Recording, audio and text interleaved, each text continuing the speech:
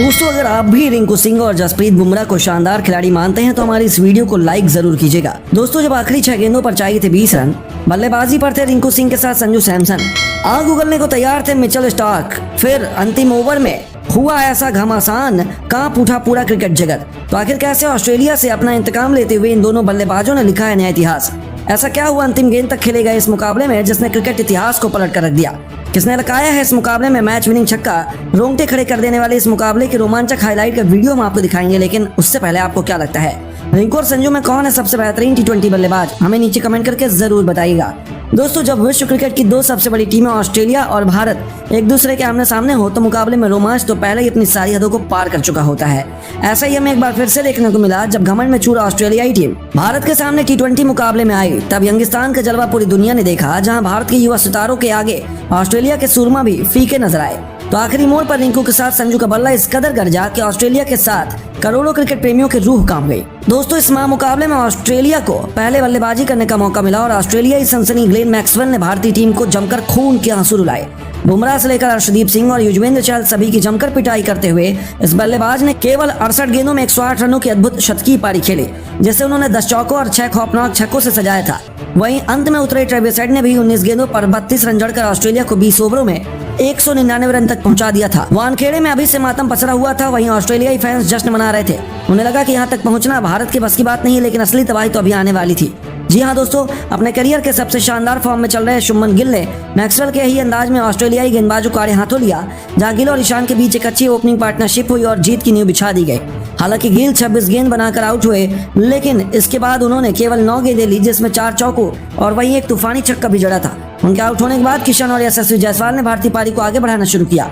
Australia के सभी खूंखार गेंदबाजों की जमकर पिटाई करते हुए इन दोनों बल्लेबाजों ने भारतीय टीम को मुकाबले में बहुत आगे पहुंचा दिया। जी हां दोस्तों, किशन ने केवल 36 गेंदों पर 56 रन ठोक दिए, जिसमें उन्होंने 6 चौके और 1 छक्का लगाया था। वहीं यशस्वी ने भी वापसी के साथ 36 गेंदों पर 52 रन की पारी खेली और उनके दम पर हम आसानी से जीत की तरफ बढ़ रहे थे। लेकिन तभी ऑस्ट्रेलिया की वापसी का शंखनाद होता है। बारी बारी ये दोनों बल्लेबाजी टीम इंडिया का दामन छोड़कर पवेलियन लौट गए, जहां से मुकाबला फंसा हुआ था।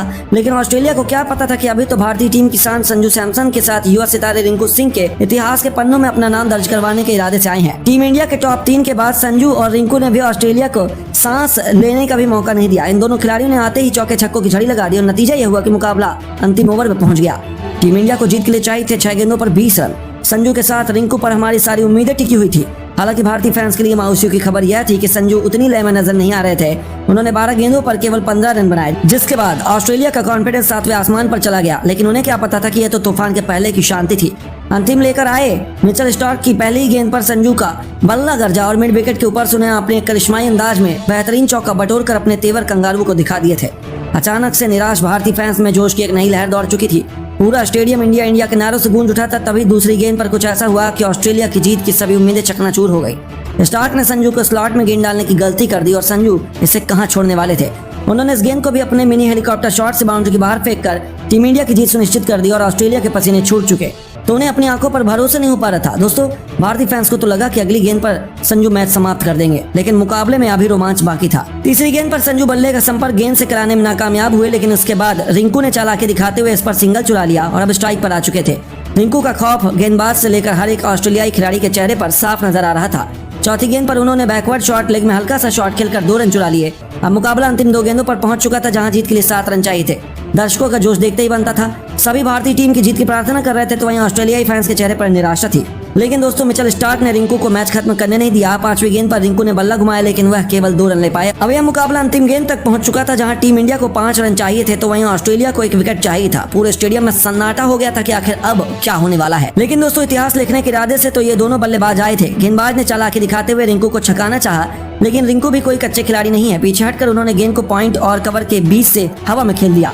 एक पल के लिए तो ऐसा लगा था कि वह सीधे फील्डर के हाथों में कैच दिए बैठेंगे, लेकिन गेंद का संपर्क बल्ले से ठीक ठाक हुआ और वह गेंद देखते ही देखते तारामंडल को छूते हुए स्टेडियम के दूसरे स्टैंड में जा गिरी और रिंकू सिंह ने टीम इंडिया को एक कभी न भूलने वाली जीत दिला दी थी। पूरा स्टेडियम रिंकू रिंकू के नारे से गूंज उठा था। संजू से लेकर बुमराह की खुशी का ठिकाना नहीं था, तो भारतीय खेमा जश्न में डूब गया था। इसके साथ ही पूरे हिंदुस्तान ने जमकर जश्न मनाया, क्योंकि टीम इंडिया ने ऑस्ट्रेलिया को कुचल कर रख दिया। लेकिन दोस्तों अब आपको क्या लगता है, रिंकू सिंह की काबिलियत को भांपते हुए क्या उन्हें एशिया कप की टीम में मौका दिया जाना चाहिए? अपनी राय में नीचे कमेंट करके बताइए और ऐसी शानदार खबरों के लिए हमारे चैनल को सब्सक्राइब करना ना भूलें। धन्यवाद।